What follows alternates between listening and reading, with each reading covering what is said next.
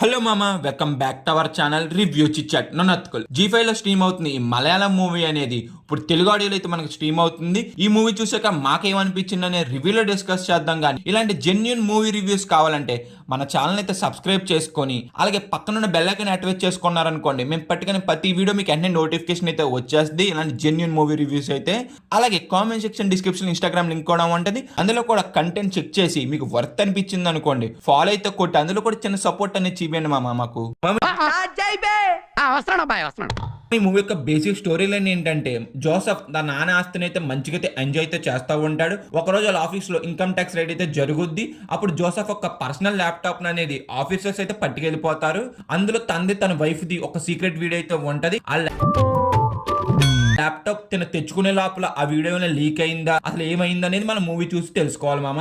Final గా movie చూసాక మాకేమనిపించింది అంటే, మీరు టైం పాస్ కి ఒక మూవీ చూడాలనుకుంటే ఈ మూవీ అనేది అయితే మీరు ట్రై చేయొచ్చు. నాకైతే వర్కౌట్ అయింది మామ మూవీ అనేది. ఎప్పుడు స్ట్రాంగ్ స్క్రిప్ట్లు చెప్పే జీతూ జోసెఫ్ గారు ఇప్పుడు స్ట్రాంగ్ స్క్రిప్ట్ ని ఒక కామెడీ విధంగా చెప్పాలనుకున్నారు. నాకైతే వర్కౌట్ అయింది మామ. చాలా సీన్స్ లో నేనైతే నవ్వుకున్నాను.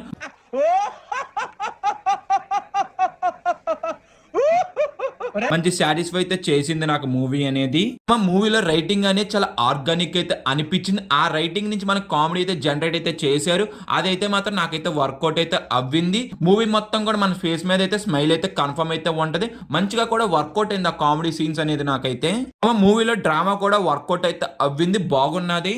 మూవీలో నెగిటివ్ వచ్చి ఏంటంటే, మన హీరోకి కొన్ని ప్రాబ్లమ్స్ అయితే వస్తాయి. అవి అయితే మరి సింపుల్ గా సాల్వ్ అయినట్టుగా అయితే అనిపిస్తుంది మనకైతే. మూవీలో థ్రిల్స్ కానీ ట్విస్టులు కానీ అంతైతే ఏమి ఉండవు మామ. మనకైతే మరీ స్ట్రైట్ ఫార్వర్డ్ వెళ్ళిపోయినట్టుగా అయితే అనిపిస్తుంది మనకు మూవీ అనేది. ఇది మామ ఫైనల్ గా మూవీ అప్పటికి నా ఒపీనియన్ అయితే ఇది. మీ ఒపీనియన్ ఏంటో కింద డెఫినెట్ గా అయితే కామెంట్ చేయండి. ఈ మూవీ మీరు చూడాలనుకుంటే ఎలాంటి ట్విస్టులు కానీ టర్న్స్ కానీ ఎలాంటి ఎక్స్పెక్ట్ చేయకుండా ఒక మంచి స్క్రిప్ట్ నుంచి ఒక మంచి కామెడీ ఎక్స్పెక్ట్ చేస్తే ఈ మూవీ అయితే ట్రై చేయండి. మీకైతే వర్కౌట్ అయితే అవ్వుద్ది.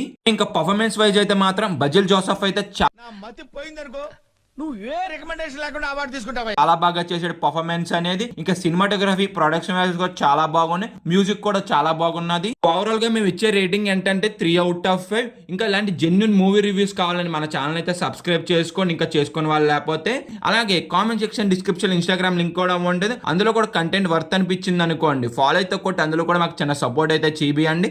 By guys, see in the next video. జై హింద్.